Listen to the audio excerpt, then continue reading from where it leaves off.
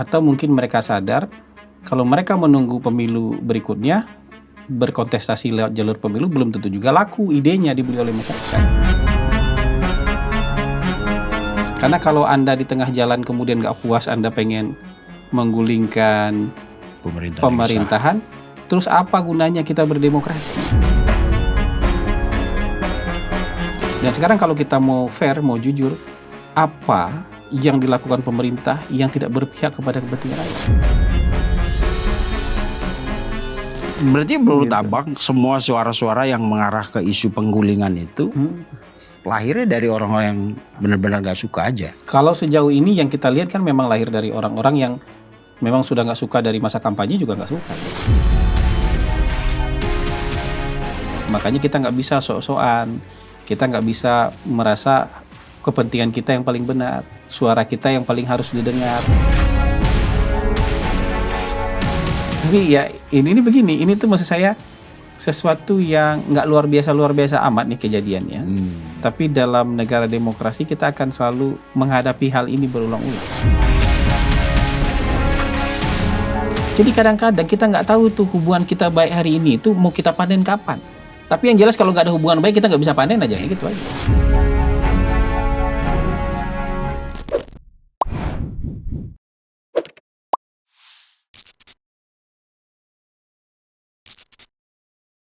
Oke, selamat sore pemirsa OTT on the Table. Balik lagi kita di meja besar ini, dan hari ini ada sesuatu yang spesial, sangat istimewa karena yang akan berbicara di sini hari ini Bang Hasan Nasbi, penasehat khusus Presiden bidang komunikasi. Selamat datang Bang. Terima kasih. Kesibukan. Terima kasih. Meluangkan waktu untuk datang ke podcast kita. Terima kasih banyak. Ya saya senang lah datang ke sini.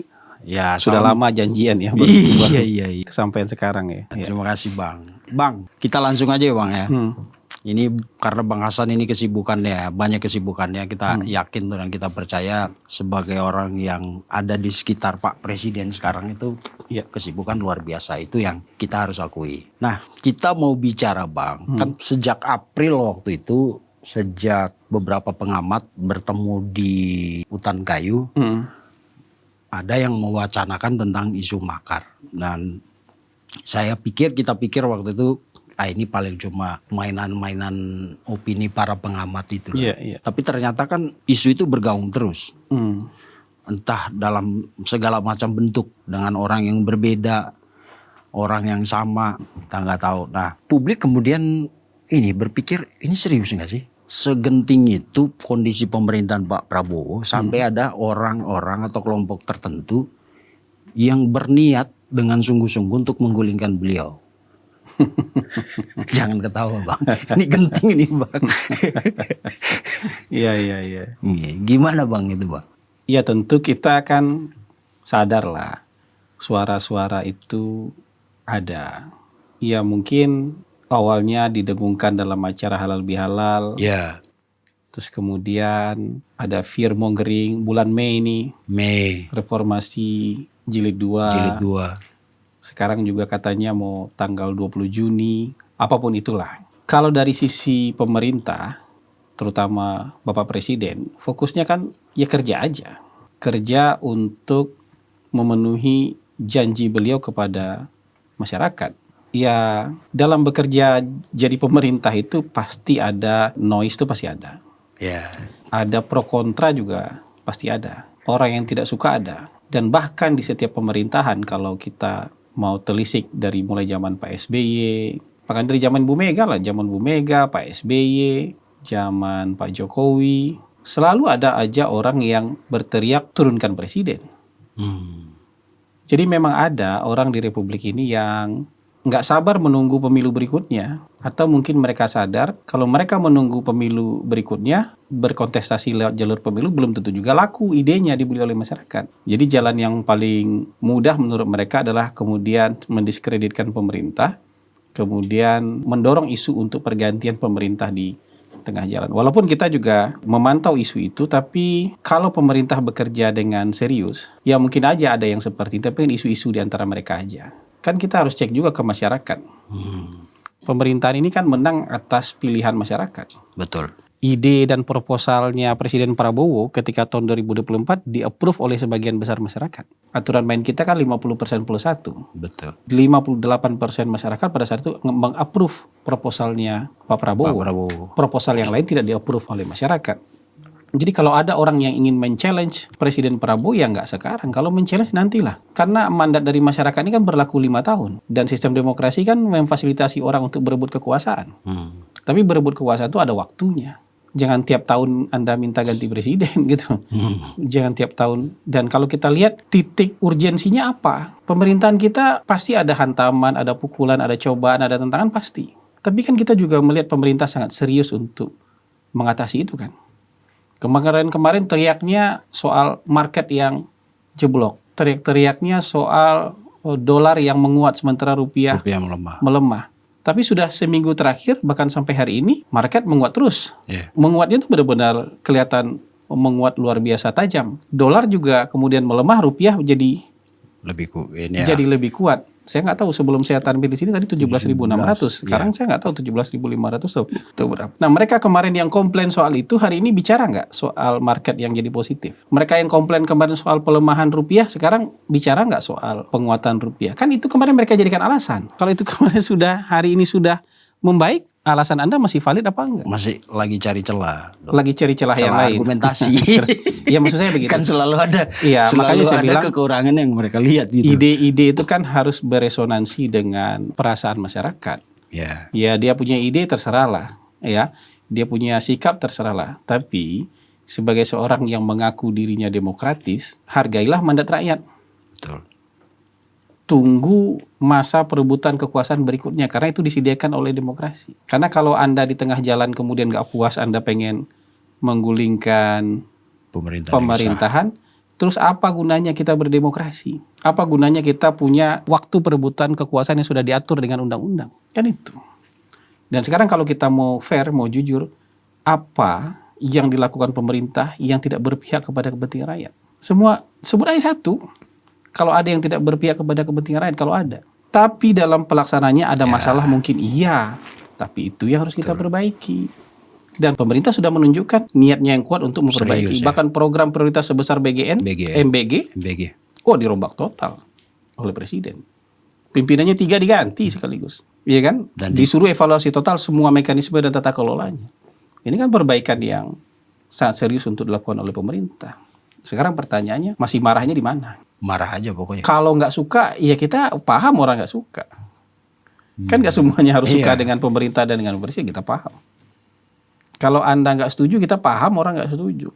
Tapi gara-gara nggak suka dan nggak setuju, kemudian solusinya adalah yang tadi itu. Makar. Tapi berarti menurut Abang, semua suara-suara yang mengarah ke isu penggulingan itu lahirnya dari orang-orang yang benar-benar gak suka aja. Kalau sejauh ini yang kita lihat kan memang lahir dari orang-orang yang memang sudah gak suka dari masa kampanye juga gak suka kan. Ini repot. Iya kan? Kan fair aja. Maksudnya sebut aja namanya. Emang orang itu dulu pendukungnya Pak Prabowo kan enggak? Ferry Amsari. Kan dari awal, dari sebelum pemilihan presiden juga orang ini gak suka dengan Pak Prabowo. Dan ketika kampanye juga mereka berada di posisi lawannya Pak Prabowo. Jadi kan suara orang yang memang sudah tidak puas di awal kan gitu. Belum kerja aja Pak Prabowo udah nggak puas dia gitu. Karena berseberangan posisinya. Karena berseberangan posisinya. Jadi ya kita pintar-pintar aja memilah dan memilih jargon, statement, pernyataan, provokasi, hasutan yang ada di sekitar kita. Dan ini kan era demokrasi. Risikonya itu. Nggak mungkin 100% orang suka sama kita. Dan orang yang tidak suka dengan pemerintah itu bisa jadi lebih ekspresif suaranya kan. Betul. Lebih aktif untuk bersuara kan.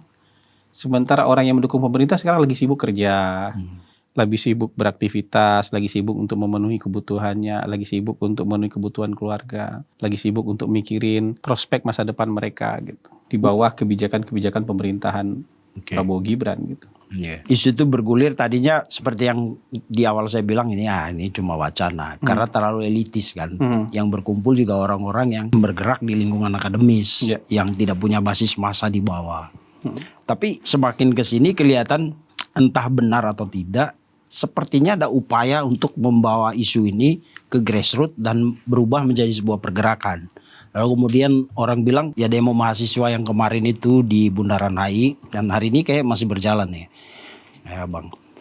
Mereka bilang nah ini mulai nih wacana yang kemarin mulai diterjemahkan ke aksi. Ya. Pertama mahasiswa. Ya kan, tapi teman-teman mahasiswa juga harus introspeksi diri kan. Ketika mereka demo minta hapus MBG, ada anak-anak kecil datang ke lokasi demo bilang kami mau berjuang supaya MBG tidak dihapus gitu loh. Jadi ya pintar-pintar juga lah membaca situasi di luar kelompok mereka. Di luar kelompok sendiri. Anda di antara kelompok Anda diskusi-diskusi mungkin Anda mendapatkan sebuah kesimpulan. Tapi begitu Anda mencoba keluar bicara dengan orang lain, mungkin saja itu yang sedang Anda suarakan itu bertentangan dengan kepentingan orang lain juga. Nah ini kan seninya mengelola kepentingan, makanya kita nggak bisa sok-sokan, kita nggak bisa merasa kepentingan kita yang paling benar, suara kita yang paling harus didengar, analisis kita yang paling paten, nggak bisa begitu kan. Coba datang keluar, ngomong, hari ini yang pengen mencoba menghapus MBG berani bicara kayak gitu nggak di depan sekolah-sekolah penerima manfaat? Berani bicara begitu nggak di depan anak-anak murid, siswa-siswa yang menerima manfaat itu yang selama ini baik manfaat yang mereka terima, berani bicara kayak gitu? Jadi keluar dari bubble kita. Jangan kemudian menyimpulkan sesuatu berdasarkan informasi yang ada di dalam bubble kita aja. Coba keluar dari bubble kita, buka pintu, ketemu sama orang, ngobrol. Benar nggak ini aspirasi seluruh masyarakat? Apa aspirasi kita-kita aja yang suka duduk diskusi ini gitu? Masyarakat menginginkan program ini, cuma memang harus ada perbaikan-perbaikan. Kalau perbaikan kita semua paham itu dan pemerintah sedang lakukan perbaikan besar-besaran untuk itu. Oke. Jadi kalau orang bilang Bang situasi sekarang itu mirip sebelum reformasi 98. Apa pendapat Abang? Miripnya di mana itu ya? Ekonomi ambruk, rupiah melemah. Apa benar ekonomi ambruk? Menurut mereka. Main ke mall nggak kemarin? Nggak usah ke depan. Kemarin main ke mall nggak? Saya kemarin main ke mall nggak dapat parkir. Coba aja, maksudnya ini kan omongan saya nih. Coba aja. Weekend konser-konser ludes nggak? Di konser BTS orang pada kan nggak buat dapat tiket. Kemarin konser Meteor Garden tuh gadis-gadis yang dulunya gadis-gadis yang sekarang sudah jadi ibu-ibu itu rebutan nggak buat dapat tiket. Emang mereka mau puasa 2 hari 3 hari buat misalnya saya puasa deh seminggu deh biar bisa beli tiket itu. Kalau kita mengatakan suasananya sama buat orang yang sudah hidup lebih lama gitu, kita duduk di meja ini kan merasakan situasi itu. Saya ngerasakan situasi yang sangat berbeda. Kalau dulu nggak ada barang ya nggak ada barang. Dulu tuh atau ada barang kita nggak sanggup beli. Nggak mungkin orang datang konser di tahun 98 itu 97 98 nggak mungkin orang datang ke Indonesia bikin konser tuh nggak mungkin itu. Hari ini itu artis-artis luar datang konser artinya dia juga tahu bahwa ini orang akan beli. Ada pasarnya. Ada pasar. Dan gak main-main. 2 minggu lalu ada konser siapa itu di Kuningan. Saya benar-benar gak tahu namanya. Macet Kuningan di Gor Sumantri. Saya benar-benar gak tahu namanya gitu. Karena saya gak ngikutin. Tapi saya benar-benar gak kenal nih nama artisnya. Tapi konser di Gor Sumantri penuh. Macet. Apakah misalnya ada yang berteori. Ya kan kita kalau pengen sesuatu kita nabung Bang. Iya mungkin. Tapi Anda mau puasa gak? Untuk dapat nonton. Untuk beli tiket konser. Itu karyawan di kantor saya yang Gen Z semua itu. Wah itu udah kayak mau... Udah kayak apa mereka tuh war ticket. Saya bilang ini kenapa sebegininya gitu. Tapi kan kalau mereka nggak punya, kalau misalnya sebagian besar, kalau misalnya kita krisis, sebagian besar penghasilan itu kan untuk kebutuhan pokok. Kan nggak bisa kita. Ini kan bukan orang yang gaji tinggi, ini kan orang-orang yang ya entry level segala macam yang gajinya oke lumayan, tapi kan juga nggak gede-gede amat. Mereka war ticket. Nanti lah, oh iya masa ekonomi diukur dari orang yang kayak gitu. Oke. Ya, sekarang market kita positif nggak? Sudah 6.000 lebih, mungkin 6.300 mungkin hari ini.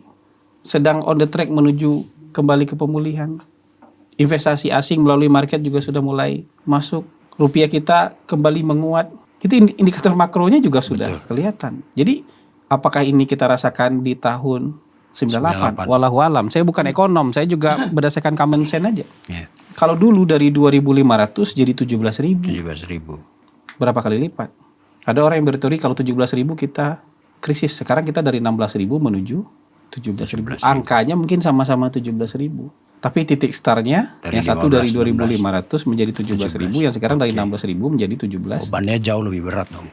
Gitu. Nah sekarang ini aja buat yang sudah usia-usia di atas 40 tahun nilai aja dengan fair.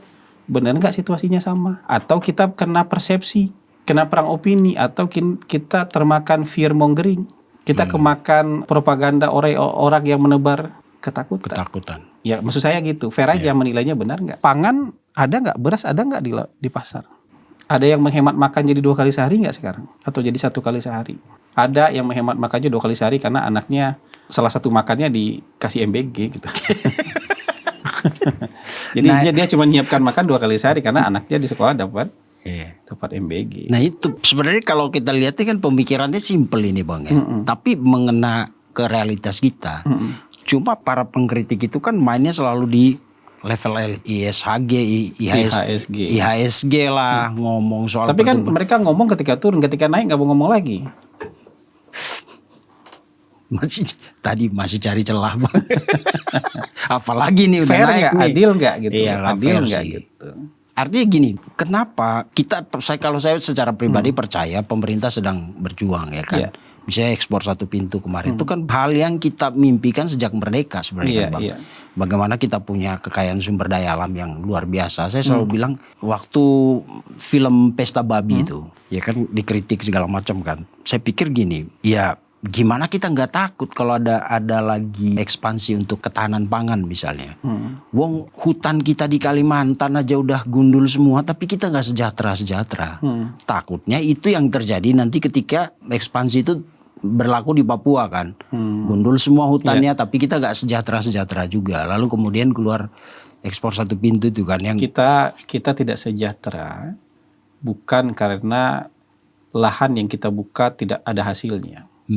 Bukan karena lahan itu tidak produktif. Tapi bagian terbesar keuntungan itu tidak tinggal di Indonesia. Nah, tinggal dia nyangkutnya di tempat lain. Karena orang yang selama ini menguasai sumber daya alam, sebagian besar, tidak semuanya, tapi sebagian, itu di sini misalnya per tonnya yang tinggal di Indonesia keuntungannya tinggal $100 per ton misal. per ton. Padahal di perusahaannya yang lain di luar negeri, barang yang diambil dari Indonesia ini menyisakan margin $600 per ton. Kan harusnya kalau $600 per ton ini juga ada di Indonesia. Ada Indonesia kan kita punya uang. Bisa ada kewajiban, bisa ada sharing yang bisa didapatkan oleh negara. Ada catatannya. Nah ini yang kemudian diminta oleh presiden, nggak bisa ini harus tercatat dengan baik. Praktek under invoicing ini nggak bisa lagi kejadian. Misalnya saya punya perusahaan, punya perkebunan di sini. Saya bahan mentahnya ambil.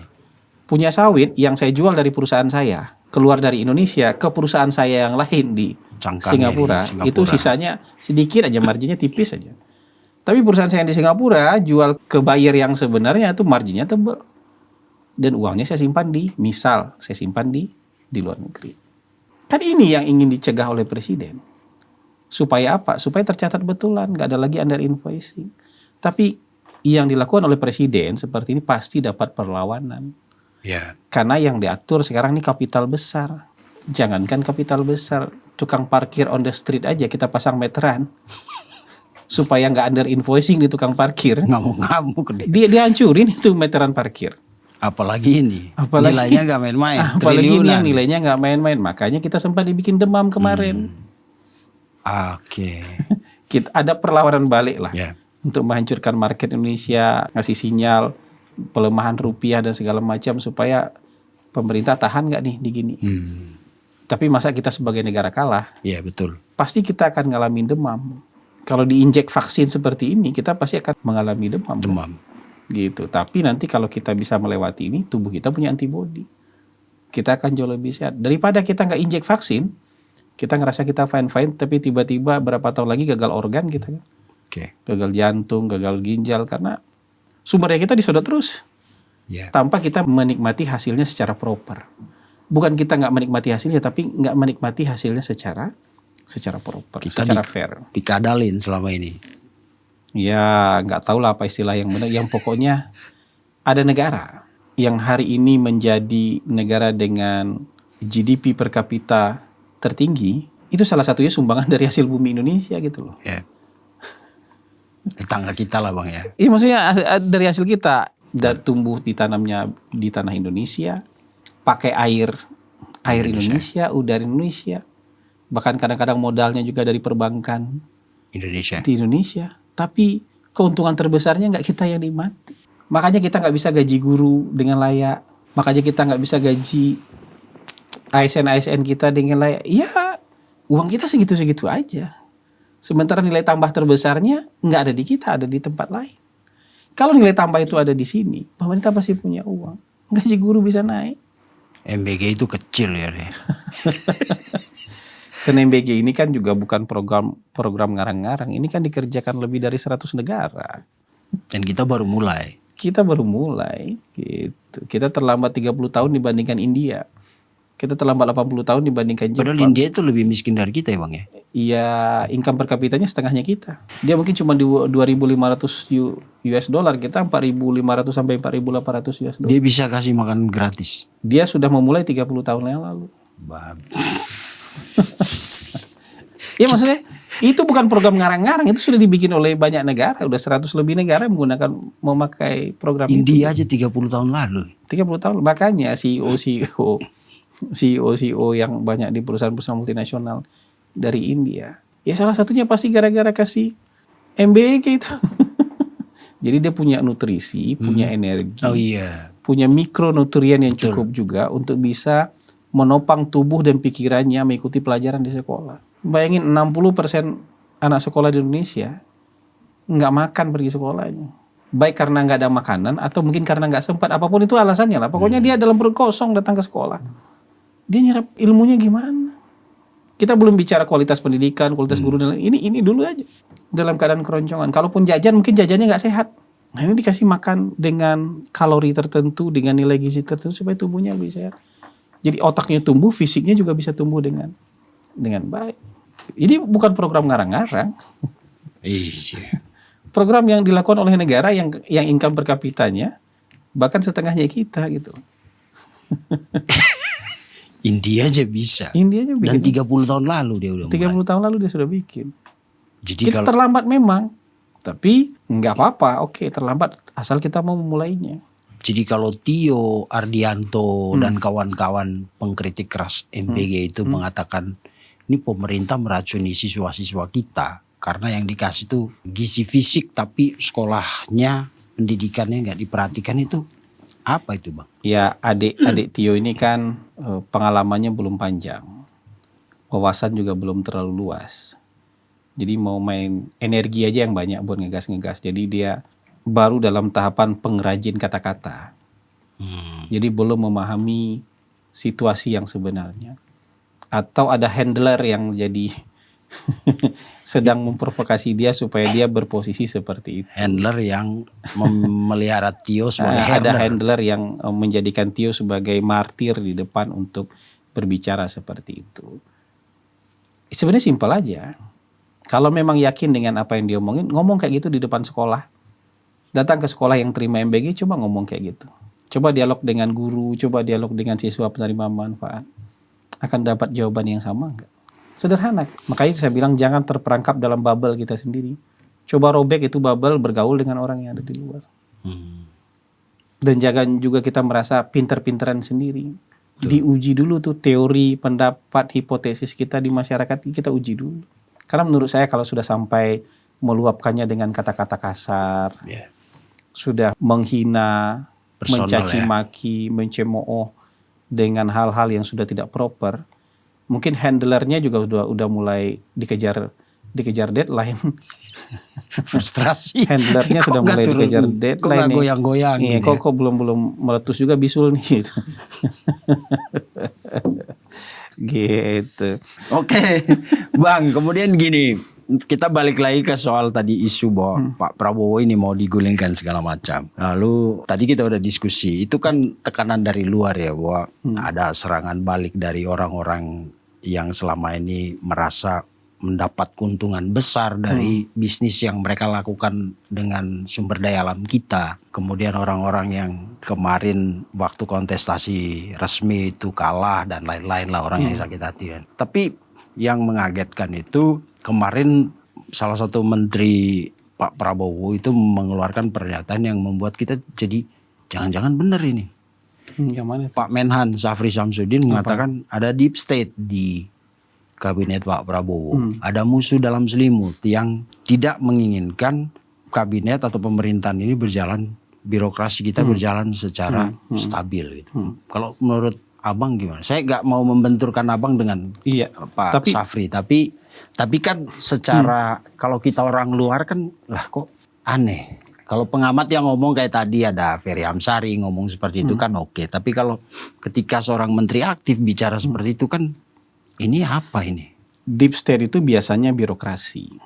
Karena mereka bagian terdalam dari negara ini. Bagian dalam sebuah negara itu birokrasi. Dan mereka yang stay, pemimpin politik datang, pergi, silih berganti tiap 5 tahun, birokrasi tetap stay di situ.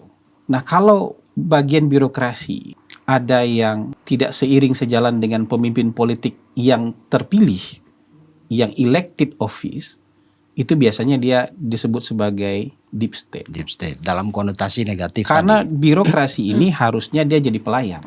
Begitu si A terpilih sebagai elected office, mau gubernur, mau bupati, mau presiden.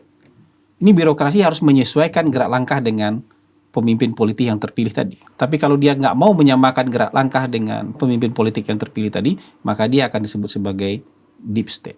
Oke. Karena memang mereka deep state-nya. Nah, kira-kira begitulah. Kalau makna deep state itu seperti itu.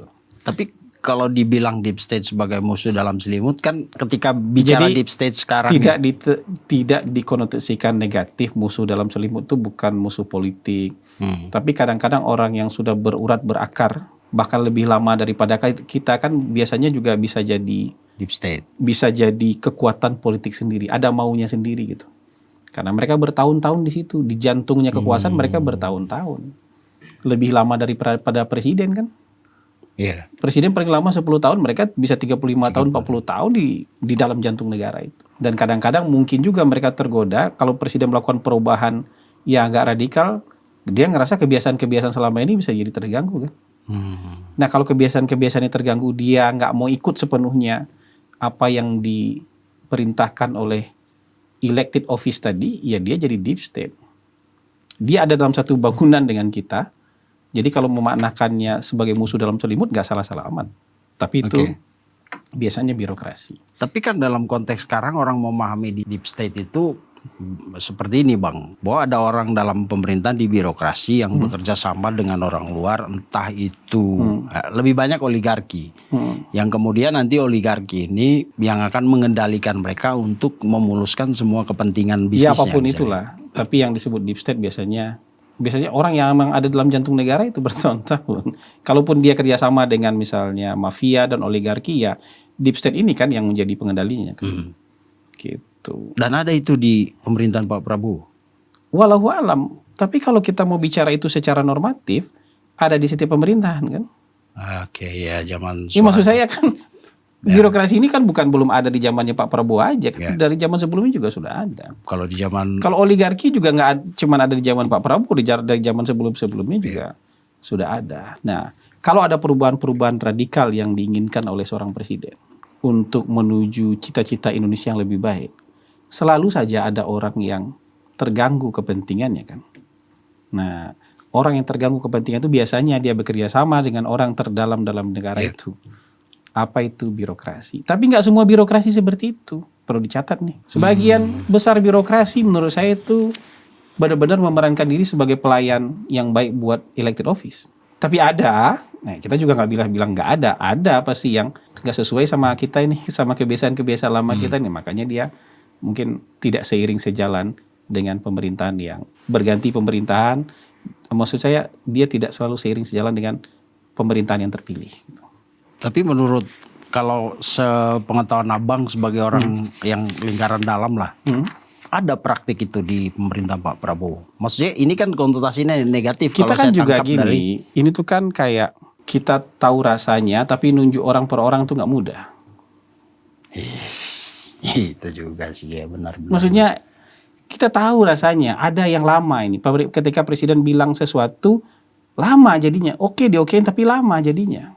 Nah ini pasti kan ada sesuatu yang menghambat proses itu. Udah dibilang ke presiden, ini ya, tolong ini segera dieksekusi. Iya Pak, tapi lama sampai ke sana. Itu kan berarti ada yang Ada yang bekerja untuk memperlama itu. Nah itu yang disebut sebagai deep state. Berarti ini bisa jadi, kalau ada praktik itu Bang, ini bisa jadi seperti yang dikatakan orang bahwa Pak Prabowo ini akan mendapat perlawanan luar biasa di dalam negeri sendiri. Ada, tapi bukan perlawanan luar biasa juga. Perlawanan tetap ada lah. Tapi nggak luar biasa. Iya kan, presiden itu punya kewenangan dan mandat dari rakyat. Legitimasinya, Ya, legitimasi dari rakyat. itu demokrasi ya. Iya kan, legitimasi bahwa perlu effort untuk memperbaiki semua ini, iya. Itu nggak usah kita ngomong yang aneh-aneh, soal izin aja misalnya. Pengurusan administrasi aja. Kalau arahan presiden kan izin dipermudah, administrasi Jangan rumit. dipermudah, jangan bikin rumit-rumit. Tapi masih ada yang rumit nggak? Masih. Nah itu tuh. Yang kita sebut sebagai deep state itu tuh.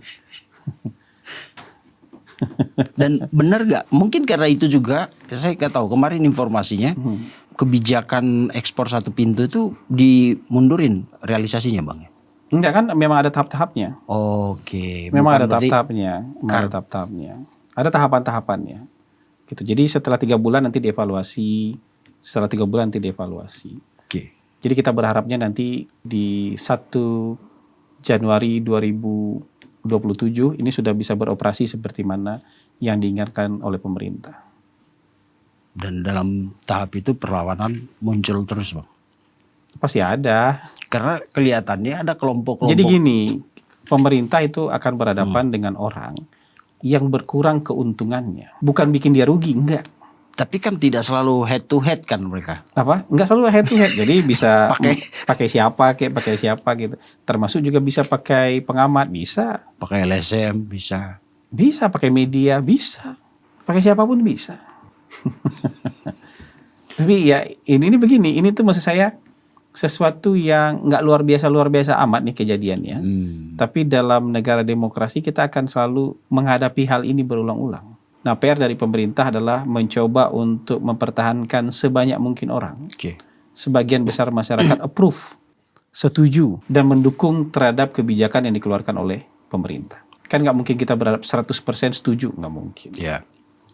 Gitu. Kita bukan pemerintahan seperti itu. Yang hari ini dibilang, oh pemerintah membuka, enggak kok, buktinya yang teriak-teriak anti pemerintah banyak kok. Buktinya yang berani berkata-kata kasar terhadap elit-elit politik makin lama makin banyak kok. Enggak dibungkam, cuma pemerintah itu punya kewajiban menjelaskan mana lo yang benar. Anda nggak benar itu. Apalagi kalau Anda nggak pakai data, Anda nggak benar. Ini yang disajikan oleh pemerintah. Dan memang PR pemerintah adalah meyakinkan sebanyak mungkin orang. Sebagian besar orang untuk setuju, approve dan mendukung apa yang sedang dilakukan oleh pemerintah. Dan itu abang ada di situ ya. Salah satunya bagian kecil lah. Bagian kecil lah gitu. Tapi penting kan komunikasi itu Bang. Karena waktu tadi kita ngobrol, satu-satunya kritik kita dari OTT adalah komunikasi pemerintah selama ini Tergantung ekspektasi teman-teman terhadap komunikasi pemerintah. Jadi pemerintah tuh sayapnya tuh 2. ya. Gak bisa ngomong-ngomong aja kalau nggak ada yang dikerjakan. Yang pertama dikerjain dulu nih. Oke. Sesuatu yang kita kerjakan itu kita harus sampaikan ke publik. Makanya sayapnya 2, harus ngepak dua-duanya. Kalau sayap komunikasi mengepak kerjaannya nggak ada ya kan nggak terbang juga. Tapi sayap pekerjaannya sudah dikerjakan dengan baik, komunikasinya nggak jalan, nggak terbang juga. Betul. Jadi dua-duanya harus terbang bersamaan. Jadi energi, effortnya kira-kira harus sama besar lah. Supaya sayapnya bisa sama-sama terbang. Dan butuh anggaran juga Bang ya komunikasi itu. Karena bukan Ya soal ngomong-ngomong doang di podcast dan lain-lain gitu ya. tentu butuh. Karena strategi eksekusi itu kan pasti juga butuh. Tapi yang paling penting adalah kita sama-sama paham bahwa 2 sayap ini harus mengepak bersamaan. Jadi yang kerja asik sendiri kerja nggak kayak gitu juga. Ya. Dia juga harus mempedulikan aspek komunikasinya. Yang komunikasi nggak bisa hanya mencari kata-kata mutiara, kata-kata bagus, enggak. Dia juga harus perhatikan mana yang sudah selesai, mana yang progresnya bagus, yang bisa disampaikan ke masyarakat. Mana tudingan-tudingan yang tidak benar yang bisa kita klarifikasi. Jangan sampai kalah Mana main. salah paham yang bisa kita luruskan. Kira-kira kayak gitu. Jangan sampai kalah mau influencer. Ya. Influencer faktanya segini, ceritanya segini Bang. Iya. Dan itu yang dimakan masyarakat tuh soalnya. Ya kita juga paham ya. Perubahan dunia kayak gitu kita juga paham. Oke. Kalau dari sisi banyaknya orang, pemerintah mungkin akan selalu keteteran. Kalau dari sisi banyaknya orang. Karena berhadapan dengan individu-individu yang mungkin jumlahnya bisa jutaan, ya kan? Ya. Sementara pemerintah nggak semuanya tuh ngurusin komunikasi. Mungkin 98% atau 99% ngurusin kerjaan. Kalau Komdiji nggak ngurusin begituan Bang. Salah satunya iya ngurusin kayak gitu. Tapi nggak ada gemanya. Masih ada koordinator. Kritik banyak orang ya Bang. Apa? Nggak ada gemanya. Ya silakan teman-teman aja yang menilai. Tapi maksud saya kalau saya nih sebagai penasihat khusus presiden, maka institusi yang bekerja sama erat dengan saya itu 2, Komdiji dan Bakom. Dan selama ini komunikasi kita cukup intensif untuk merumuskan mana pemberitaan-pemberitaan yang sebenarnya sangat urgent untuk mendapatkan klarifikasi dan penjelasan dari pemerintah. Gitu. Ya, karena kalau kita ambil contoh paling ekstrim kan di zaman Nazi itu kan, dia kan sebenarnya kalau Hitler itu ya oke lah dia, tapi saya pikir dia nggak punya power segede Pak Prabowo. Tapi kalau Goebbels, agenda propagandanya itu loh Bang. Ya tapi kan Goebbels nggak hidup di era media sosial. Itu dia ya. Kalau enggak juga nggak bisa tidur juga ya. Nggak bisa tidur juga Goebbels kalau hidup di era media sosial. Saya mau melihat betapa urgent ya divisi komunikasi itu sangat urgent. Karena menurut saya gini loh Bang, kita harus realistis juga melihat langkah-langkah besar Pak Prabowo. Ya. Ekspor satu pintu itu Bang, itu saya kira tadi kita bilang itu mimpi kita dari sejak kita merdeka. Iya. Bagaimana kita punya sumber daya alam ya. Saya kemarin intinya bukan diekspor satu pintu, intinya tidak ada kekayaan alam kita yang pergi keluar tanpa tercatat dengan baik dengan harga yang benar. Sampai bocorannya 15 triliun itu kan. Ngeri kali. Iya, berbagai macam versi tapi jumlahnya besar sekali. Jumlahnya besar sekali. Itu. Dan itu sudah terjadi 40 tahun. Tapi ketika dia melakukan itu banyak serangan, ya gak? Entah apapun caranya. Tapi intinya kan mau menghancurkan ini, ya kan. Sementara kalau dilihat tuh tidak banyak komunikasi yang mengangkat ini gitu loh Bang. Jadi publik bisa lihat oh ya. Kalau misalnya komunikasi khusus untuk yang DSI, saya rasa banyak sekali. Versi pemerintah maupun pendukung pemerintah banyak sekali. Tapi memang kan besoknya pemerintah sudah mau fokus lagi ke yang lain ya. Sementara yang ini tuh ada yang dedicated nih, berdedikasi tuh untuk satu isu itu terus itu ada. Dan memang kita paham perlawanannya tuh lumayan sengit lah. Sengit ya. Bukan luar biasa sengit lah. Karena ya itu tadi tukang parkir on the street aja kalau kita pasang meteran ngamuk dia kan. Dirusak. Apalagi ini eksportir kan. Orang yang ekspor dengan jumlah yang juga nggak kira-kira besar kita pasang meteran. Kira-kira kan pasti ada perlawanan yang mungkin jauh lebih dahsyat lagi daripada itu. Oke. Jadi tapi komunikasi kita jalan terus dan komunikasi itu tidak hanya satu hari. Yes. Besok kita juga punya waktu menjelaskan itu. Besok kita punya waktu untuk jadi dari sekian macam battle ini, secara umum kita harus punya target besar adalah war-nya kita menangkan. Ujungnya yang kita menangkan. Dalam battle itu plus minus lah, kalah menang, tapi ujungnya war opini ini, perang opini, perang kognitif ini harus dimenangkan oleh pemerintah. Gitu karena kalau menghadapi pertempuran repot. Ini yang dari luar ini banyak pasukannya. Iya kan? Ada yang fokus di isu sumber daya alam, di MBG, belum lagi isu bagaimana Pak Prabowo ini menanggung beban pemerintahan sebelumnya dan itu divisinya Said Didu dan kawan-kawan kalau saya lihat tuh Bang. Jadi siapapun yang jadi presiden, dia menerima transferan kegemilangan masa lalu, sekaligus melanjutkan beban dari masa lalu. Jadi jangan dilihat satu sisi. Kalau ada yang gemilang dari masa lalu, itu membantu pemimpin berikutnya.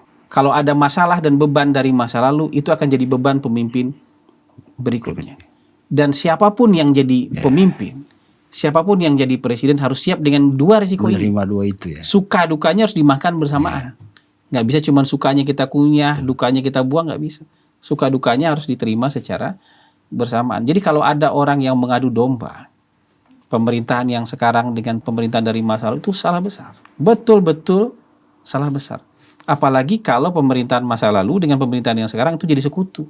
Diadu domba oleh orang yang tidak mendukung pemerintahan hari ini. Ini kan bagian dari propaganda aja. Ada orang-orang yang juga hari ini memerankan diri sebagai oposisi terhadap masa lalu. Tapi bicara di pemerintahan sekarang itu lucu juga. Jadi itu, Bang. oposisi terhadap pemerintahan, orang kan oposisi terhadap pemerintahan hari ini, dia oposisi terhadap pemerintahan masa lalu. Ini jawaban terlucu yang saya pernah dengar, Bang. Ada orang yang merankan diri Oposisi kayak gitu. terhadap pemerintahan yang sudah selesai, lewat, yang sudah selesai. Iya, gitu. Dia oposisi terus. Ya, oposisi terus. Bicaranya di pemerintahan sekarang. Makanya dia cari isu. Gitu. Bagaimana pemerintahan sekarang misalnya soal utang, Ya. soal proyek-proyek. Jadi berusaha untuk memisahkan dua sekutu. Jadi ada orang dari luar mau masuk ke rumah kita, tapi dia minta, saya mau masuk ke rumah Anda, tapi orang rumah Anda harus Anda usir dulu. Iya kan logikanya masuk akal ya kira-kira. Kami ini mau dukung Anda nih, tapi syarat dari dukungan kami adalah Anda usir dulu penghuni lama. Tapi tuan rumah kan hitung-hitung dukungan lu berapa gitu ya, Bang ya. Iya, tuan rumah juga mikir, ini orang kan berarti juga nggak ada adab. Dia pengen gabung tapi dia pengen ngusir orang lama. Kalau udah satu rumah kan sudah jadi keluarga. Ini ada orang yang baru datang kemudian, saya mau gabung jadi penghuni rumah Anda tapi Anda usir penghuni lama katanya. Logika sederhana itu. Jadi jangan adu domba presiden dengan sekutu-sekutunya. Kalau Anda mau masuk, masuk aja. Nggak usah ngasih syarat macam-macam gitu. Tuh pintu terbuka ya. Pintu terbuka, presiden sudah ngajak semuanya. Kalau mau masuk, masuk aja. Tapi kalau Anda masuk kasih syarat, usir dulu koalisi Anda yang lama, itu maksudnya apa? Kan kayak gitu. Nggak etis. Hah? Nggak tahu diri. Nah, saya nggak ngomong kayak gitu, biar Anda aja ngomong gitu. Iya, kalau saya menyimpulkan itu, lu nggak etis, ini nggak kan tahu logikanya diri. begitu. Dia bukan pendukung Pak Prabowo kemarin. Hari ini dia mau kami mau dukung Presiden Prabowo. Tapi kami karena hanya mau mendukung Presiden Prabowo kalau Presiden Prabowo berpisah dengan Solo. Sementara Solo adalah sekutu, salah satu sekutu terkuatnya Presiden Prabowo. Itu Anda mau memperkuat Pak Prabowo atau memperlemah Pak Prabowo? Simpel itu aja rumusnya. Aneh gitu. Ya. Ya itu. Nah, ada orang yang berani kasih negosiasi kayak gitu kan aneh gitu. Orang kalau datang aja. Gabung baik-baik gitu. Iya. Masbuk Apalagi kan gitu. Pak Prabowo itu dia prinsipnya akomodatif ya. Akomodatif. Semua yang mau gabung sama pemerintahan akan ditampung. Said Iqbal, Zumhur udah masuk. Tapi jangan kasih syarat aneh-aneh. Oke. Ya kalau saya juga tuan rumah begitu. Ini kan Iya, benar, rumah kan? saya. Nah itu. Masuk mau duduk di mana terserah, tapi jangan syarat. Iya. Nih, saya duduk di sini tapi nanti orang datang lagi jangan duduk di sini ya kan, nggak boleh. Ya begitu maksudnya. Kira-kira logika sederhananya begitu kan? Sederhana tapi mengena. Logika Iya. sederhananya seperti itu. Gitu. Dan Presiden Prabowo pahami itu kok. Dan Presiden membuka pintu kalau mau masuk aja. Tapi jangan jadikan konflik Anda dengan salah satu koalisinya pemerintahan hari ini itu jadi masalah. Nambah pusingnya Presiden gitu loh. Iya. Anda yang punya masalah, Presiden Anda bawa-bawa dengan masalah Anda gitu. Misalnya kan orang-orang ini kan punya masalah dengan misalnya dengan pemerintahan Pak Jokowi atau dengan Pak Jokowi. Itu masalah Anda. Kalau Anda mau gabung aja. Jangan jadikan itu syarat gitu loh. Nambah-nambah pusing Presiden itu namanya. Presiden udah banyak pikiran gitu. Gitu. Kalau Anda mau datang bantu untuk ini membangun pemerintahan ini sama-sama. Gitu. Oke. Bukan untuk nambah pusingnya Presiden. Ya masuk akal sih. Simpel banget sebenarnya cara berpikir ya. Ya politik cara menerjemahkan kemauan orang-orang ini terlalu sederhana, simpel. emang Tapi ngotot ngeyel gimana Bang? ya itu suka-suka mereka lah. Saya kan sudah jelaskan harusnya seperti ini gitu. Kalau mereka nggak mau paham itu kita nyerah juga gitu. Oke. Gitu. Lalu ada isu tekanan internasional Bang. Hmm. Saya sendiri bingung sebenarnya Bang gini. Kalau dibilang banyak tekanan internasional. Sementara Pak Prabowo ini kan boleh dibilang cara dia menjalin hubungan dengan dunia internasional itu kan menurut saya mungkin dari zaman SBY ya kita hitunglah dari zaman SBY sampai sekarang menurut saya Pak Prabowo itu yang sangat aktif membuka ruang hubungan dengan dunia internasional. Tapi kenapa ada isu kita ditekan sama Amerika dan bla bla, terus ngapain kemarin kita ikut BOP kan? Kalau saya berpikirnya sesederhana itu. Jadi menurut Abang emang ada itu konspirasi elit lah dan lain-lain untuk menjatuhkan Pak Prabowo? Kalau menjatuhkan walau alam, tapi bahwa kalau kita ini kan bermain dalam konstelasi great power, kekuatan-kekuatan besar dunia. Ya betul. Kita juga kekuatan besar tapi tidak adidaya seperti mereka. Tapi kan satu negara great power tuh nggak bisa memenuhi kebutuhan kita semua. Iya. Ada kebutuhan kita yang lebih beruntung kita kalau itu dipenuhi dengan kerjasama dengan Cina misalnya, dengan RRC misalnya. Itu mungkin di Amerika nggak happy. Oh, Atau sekutu-sekutunya mungkin saja tidak happy. Loh kok dekat-dekat sama Cina? Tapi di lain waktu kita tahu bahwa yang ini bisa dipenuhi dengan bekerja sama dengan Amerika misalnya. Amerika. RRC juga mungkin tidak happy. Mungkin juga Rusia tidak happy. Presiden datang ke Rusia juga pasti dipelototin. Oh ini ngapain aja di Rusia gitu. Mungkin Cina pelototin, mungkin Amerika. Jadi kita bermain keseimbangan di antara great power ini. Dan ideologi politik luar negeri kita kan bebas aktif. Kalau untuk ekonomi kita akan kerjasama dengan semua pihak kok. Dan kita tidak akan terlibat konflik manapun di dunia. Konflik bersenjata kita nggak akan terlibat. Kita nggak akan ikut fakta pertahanan manapun. Tapi kita mau kerjasama dengan semua orang yang mau kasih fasilitas kita atau kasih bantuan kita atau berdagang dengan kita untuk memperkuat pertahanan dan keamanan kita. Defense cooperation bisa. Latihan bersama oke. Tukar menukar pelatihan perwira pendidikan oke. Tapi fakta pertahanan nggak bisa. Persekutuan gitu, bikin alay-alay gitu. Sekutu-sekutu nggak bisa kita. Oke. Tapi dalam percaturan dunia kita juga harus tahu nih, ketika kita lagi dekat-dekat dengan si A, si B, si C, memang dia lihat-lihatin ini apa aja nih. Jangan-jangan gue nggak dihargai lagi di situ. Jangan-jangan peran gue mengecil di situ. Akan selalu begitu. Nah ini cara kita. Nah ketika mereka melihat kita lagi bersama Rusia, yang lain akan menekan. Kamu kayaknya dekat sama Rusia nih. Kita dekat sama Cina, yang lain juga akan menekan. Itu yang disebut dengan tekanan-tekanan. Kamu kayaknya lebih memprioritaskan Cina nih gitu misalnya. Ketika kita dekat dengan Amerika, yang lain juga bilang, loh kok kamu kasih akses ke Amerika? Misalnya akan ngomong kayak gitu. Ya tapi seluruh dunia akan berbicara dengan kepentingan dalam negerinya masing-masing. Makanya kita harus pintar-pintar mengelola kepentingan dalam negeri kita juga. Kira-kira untuk kepentingan nasional yang ini, negara mana yang paling menguntungkan buat kita? Oke. Berarti titik startnya selalu dari dalam negeri ya Bang? Dia kepentingan nasional kita. Kalau kita lagi dekat dengan Rusia, artinya itu Rusia yang paling menguntungkan buat kita untuk kepentingan dalam negeri kita. Kalau kita lagi dekat dengan Cina, itu berarti untuk kepentingan yang itu, Cina yang paling bisa menguntungkan buat kita. Kita cari yang paling untung semua lah. Tapi di antara kita merapat ke si A, ke si B, si C itu, yang lain pasti akan menekan gitu. Sama dalam pergaulan Sama, sehari-hari. dalam pergaulan sehari-hari juga begitu. Mereka akan berpikir kepentingan dalam negeri mereka masing-masing. Ini penjelasan simpel tapi ya begitu ya Bang ya. Emang begitu. Rumitnya ada, tapi garis besarnya bisa dibuat Iya, kita simpel. jadi membaca hubungan internasional tuh gak sesederhana misalnya penjelasan pakar Rusia itu ya kan. Oh, Ya Abang tahu dan, lah. dan Maksudnya banyak hal juga harus kita kayak misalnya kalau kita butuh sesuatu atau hal yang urgent, kita emang harus datang langsung. Nggak bisa via telepon, kirim email. Itu formal sekali. Banyak hal tuh selesai ketika kita ngomong informal berdua tuh selesai, dengan persahabatan tuh selesai. Kita ada 9 kan orang Indonesia yang disandra oleh Israel kan? Betul. Dan mereka datang ke sana kan nggak izin sama negara tuh, kan nggak ngasih tahu mereka mau datang ke sana. Begitu bermasalah, negara punya kewajiban untuk membebaskan mereka. Coba bayangkan, kita nggak punya hubungan diplomatik dengan Israel. Gimana kita harus kerja membebaskan mereka? Yang kerja itu Turki. Kedutaan besar kita di Turki itu melobi pemerintah Turki untuk kerja membebaskan sandera kita. Itu hanya bisa kita panen kayak gitu kalau hubungannya sudah panjang. Pak Prabowo sudah dekat dengan Turki itu sejak beliau Menhan. Sebelum jadi presiden sudah dekat dengan Turki, dan kita ada kerjasama yang banyak lah dari sisi pertahanan dengan Turki. Jadi kadang-kadang kita nggak tahu tuh hubungan kita baik hari ini itu mau kita panen kapan. Tapi yang jelas kalau nggak ada hubungan baik kita nggak bisa panen aja, gitu aja. Sama kayak berteman lah Bang ya. Sama kayak kadang-kadang ada teman kita yang hari ini ya elah. Gitu. Tapi kita nggak tahu kan. Nanti dia jadi penyelamat kita. Tapi kalau kita nggak berteman, dunia ini.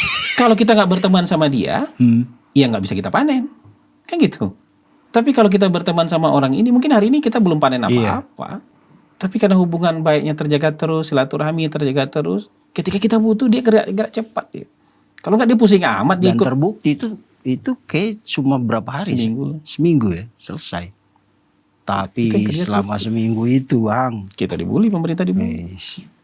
Begitu bebas, udah diam aja. Itu namanya buzzer Bang.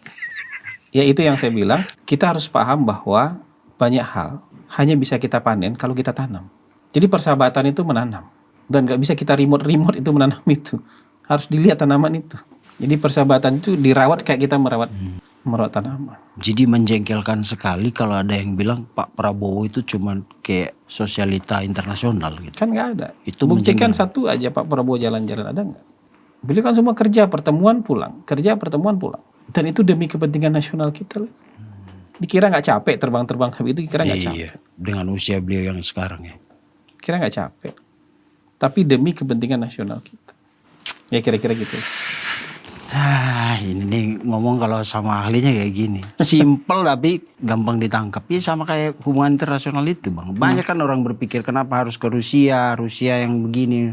Kita dapat komitmen 157 juta barel dari Rusia. Kalau pakai telepon dapat nggak kira-kira? Kalau nggak hubungan baik jangka panjang dapat nggak kira-kira? Iya, mungkin. Beli memang, tapi dapat alokasi BBM hari ini tuh nggak gampang. Karena BBM di dunia itu berkurang 20%. Artinya ada 20% kebutuhan di dunia ini nggak bisa dipenuhi. Kita dapat alokasi 157 juta barel dari komitmen dari Rusia. Terus kalau dibilang kenapa nggak pakai telepon aja? Coba bayangin kita lagi butuh sama orang, kita telepon dapat kayak kira-kira. Sementara dia tahu nih harga lagi mahal-mahalnya nih. Gua bagi sama orang yang lain juga nggak apa-apa nih, bisa dijual lebih mahal. Dibilang kalau pakai telepon mungkin dapat diskon kali gitu. Nah itu maksud saya. Jadi ada banyak hal yang dipanen karena hubungan baik jangka panjang. Dan itu kan sebenarnya wisdom kita ya Bang. Orang Asia, orang Indonesia khususnya. Tapi masyarakat kita kenapa begitu gampang digiring untuk... Ya karena nggak paham. Karena nggak paham aja. Orang ini sebagian besar salah paham. Percaya sama saya, sebagian besar salah paham. Jadi sekarang di media sosial itu kan orang mau pendidikannya bagus, mau bacaannya bagus atau enggak, mau mengerti atau enggak, tapi kan bisa ngomong. Mau otoritatif atau enggak, bisa ngomong. Anda nih berhasil turun berat badan 3 kilo, bulan depan jadi influencer diet Anda. Dapat lagi endorsement. Padahal nggak punya sertifikat. Sertifikat diet nggak punya, sertifikat kesehatan nggak punya, sertifikat gizi nggak ada. Tapi karena berhasil turun berat badan 3 kilo, bulan depannya udah langsung jadi influencer diet. Buat Anda berhasil, buat orang lain meninggal. Iya karena standar ini. Karena standarnya belum berbeda. Berbeda. Orang tuh kalau mau diet diukur dulu berat badan awal. Ini pukul rata aja gitu. Tapi kayak gitu faktanya. Jadi makanya banyak orang sekarang juga terima informasi kan dari orang-orang yang tidak paham. Tapi viral. Orang-orang yang tidak punya otoritas. Tidak paham tapi kebanyakan orang-orang terdidik Bang. Yang secara akademik itu. Iya ada juga yang kayak gitu. Tapi ada juga yang kemudian mau menutup mata kan dari fakta-fakta, mereka mau marah-marah aja. Jadi ilmunya nggak dipakai. Kalau ilmunya dipakai kan nggak mungkin juga dia teriak-teriak makar gitu. Kalau gini, orang-orang terdidik itu ngerti loh, freedom itu nggak berdiri sendiri loh. Yes. Di dunia beradab, negara-negara beradab, freedom itu ada kata depannya, responsible freedom. Jadi nggak bisa Anda potong setengah terus freedom aja Anda angkat tuh nggak bisa. Kebebasan itu kebebasan yang bertanggung jawab karena kita perlu tertib sosial. Mereka nggak mau tahu itu responsibelnya, mereka delete. Dan tanggung jawab itu termasuk tanggung jawab etis ya Bang. Termasuk tanggung jawab akademik, tanggung jawab etik, tanggung jawab moral, adab, sopan santun. Iya. Ya, kira-kira kayak gitu. Jadi kalau ada orang mengkritik dengan bahasa seenaknya, sebenarnya itu bukan, lu tidak sedang menunjukkan bahwa lu punya kebebasan berekspresi, tapi ya. Karena kalau sesuatu tuh nggak ada aturan mainnya, pasti chaos. Lalu lintas depan itu nggak ada aturan main, chaos. Nggak ada lampu merah, nggak ada traffic light, nggak ada zebra cross, nggak ada jembatan penyeberangan, nggak ada U-turn, chaos.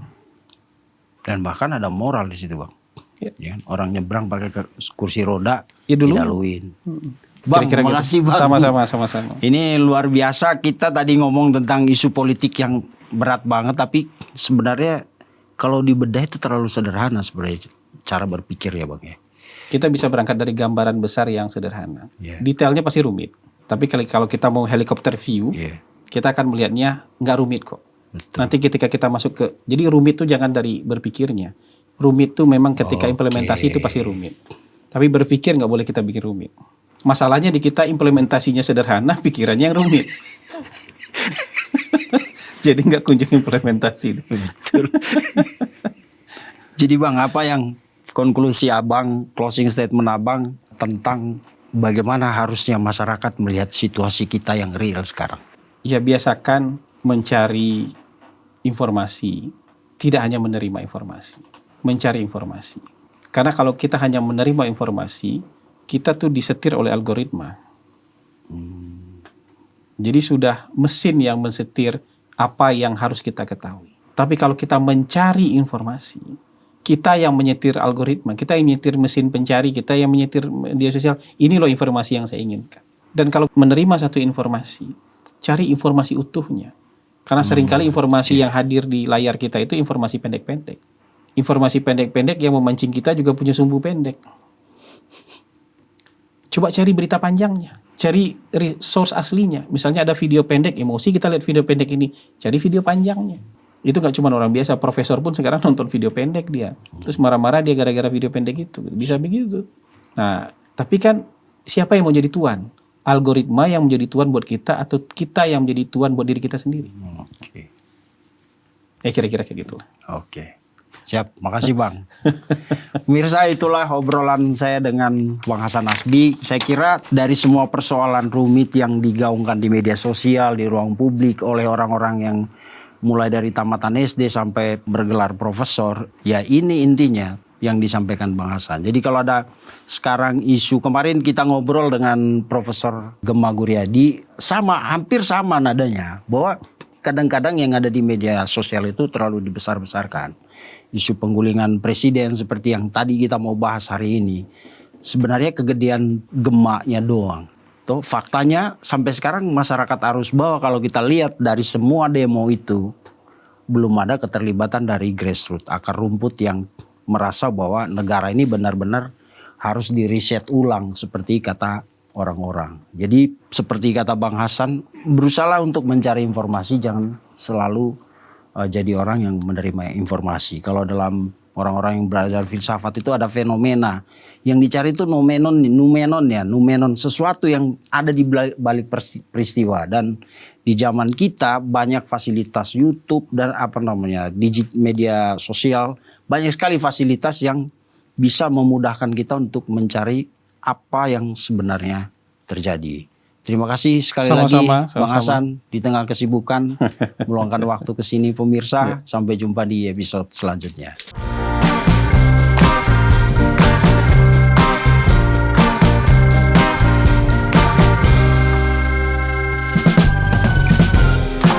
Took a ride out, baby, in the middle. I do believe that you came up rough. I thought I was only trying to be gentle. Said I should leave for the sun comes. Pasti kita pengen kan ekspresinya mengedepankan estetika. jelas tadi mendengarkan